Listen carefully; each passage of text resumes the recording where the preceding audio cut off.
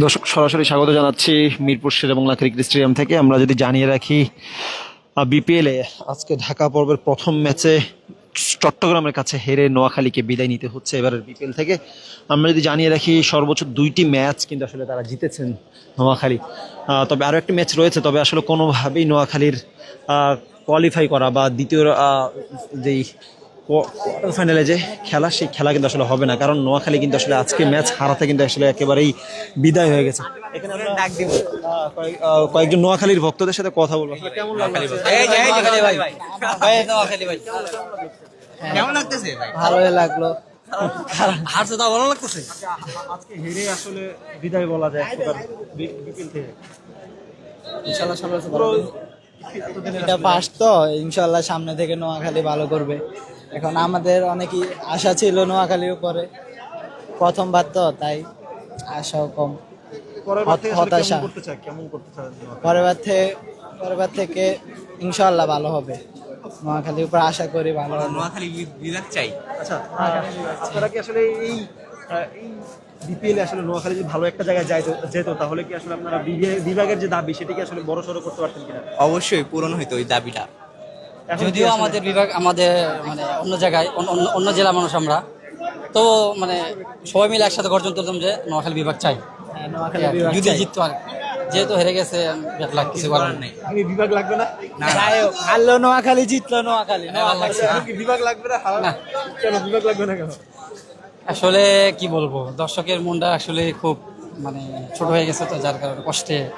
আর man ভালো নিছিল, কিন্তু দুর্ভাগ্যজনক সবাই চলে গেছে, অনেকে চলে গেছে। কোচকে নিয়ে কি বলবেন? কোচ ফালতু ভাই, এই কোচ যে দলে যায় ওই দলই শেষ, এই কোচ যে দলে যায় ওই দলই শেষ, বুঝছেন? Lord Sujan lord. দর্শক, আমরা এখানে দর্শকদের কথা নিচ্ছিলাম। তারা আসলে বলছেন যে এই কোচ আসলে যেখানে যায় সেখানে আসলে সেই দলটা আসলে হেরে যায়, বাদ হয়ে যায়, বা এমনই কিন্তু আসলে দর্শকদের আসলে মন্তব্য। তারা বলছেন যে নোয়াখালী যদি বিপিএল এ ভালো কিছু করতে পারতো তাহলে নোয়াখালী তাদের যে বিভাগের যে দাবি, সেই দাবিটা আরো ভালোভাবে তারা জোরালো করতে পারতেন। তবে আসলে এখানে নোয়াখালী সাপোর্টাররা যারা, তারা কিন্তু আসলে হতাশার মধ্য দিয়েই আসলে যাচ্ছেন। কারো মনেই আসলে হাসি নেই, মুখে বলা যায় মুখ বন্ধ। কারণ আমরা দেখেছি পুরো মাঠেই কিন্তু আসলে নোয়াখালীর দর্শকদের যে আসলে ভরপুর, নোয়াখালীর আসলে দর্শকদের ভরা কিন্তু ছিল হচ্ছে। কারণ এবার আসলে নোয়াখালীর কামব্যাক করার কোনো সুযোগ নেই, কারণ এবার আসলে তারা আজকের এই ম্যাচটা হেরে, আমরা যদি একটু কথা বলতে চাই কিন্তু দর্শকের সাথে, আজকের ম্যাচ হারাতে নোয়াখালী বলা যায় যে সেটা বিপিএল থেকে বাদ হয়ে গেল। হ্যাঁ, প্রায় বাদ হয়ে গেছে। আসলে এরকম কোনো কাম্য ছিল না, যদি হয়ে গেছে। এটা আমাদের প্রথমবার, আশা করি এটা আমাদের অভিজ্ঞতার বিষয়, আমাদের পরবর্তীতে আমাদের ভালো হবে ইনশাআল্লাহ, আশা করা যায়। কেমন দলটা দেখতে চান, কোচ থেকে শুরু করে সব জায়গায় কেমন কাদেরকে চান?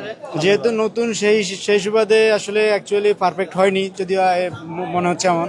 আশা করছি পরের বার থেকে আমরা আরো ভালোভাবে হবে ইনশাআল্লাহ। দলে আসলে কাদেরকে ইনক্লুড করার চেষ্টা এবং মাঠের বাহিরে সবকিছু মিলিয়ে আসলে নোয়াখালীর এবার জানিয়ে রাখি, নোয়াখালীর এবারের এই বাদ হওয়ার পরে আসলে দর্শকদের মনেও কিন্তু আসলে অনেকটা হতাশাই আমরা দেখেছি। কেউ আসলে কথা বলতে চাচ্ছে না, বা অনেকে বলছেন কথা বললেও তাদের যে হতাশার কথা সেটি আসলে আমরা শুনছি, এবং তারা বলছেন অনেক বেশি ছিল মাঠে আজকে। তাদের যে ক্রেজ ছিল